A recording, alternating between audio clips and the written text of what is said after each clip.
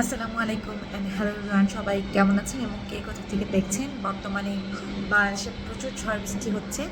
So আজকের ওয়েদারটা একেবারে বিরিয়ানি খাওয়ার মতন, কিন্তু যেহেতু গতকাল আমি অলরেডি খেয়ে ফেলেছি খিচুড়ি আর গরুর মাংস, সো আজকে আমার পেটে আবার মাছ ছিল। বেসিক্যালি আমার বাসায় মাছটাই বেশি রান্না হয়, তো আজকে আমি আর মাছ রান্না করেছি জলপাই দিয়ে। অ্যান্ড এটা হচ্ছে ডাঁটা শাক চিংড়ি মাছ দিয়ে রান্না করা হয়েছে, চিংড়ি মাছ বেগুন আলু দিয়ে। বাট ওয়েদারটা জাস্ট দেখেন, লুক at this weather.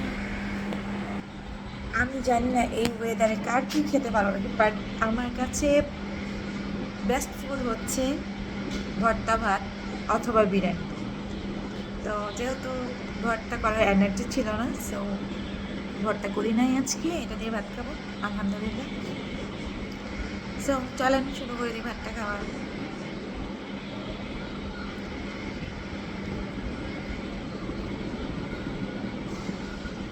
মাছের তেলটা দিয়ে এভাবে ভাত মেখে খেতে কি যে মজা লাগে।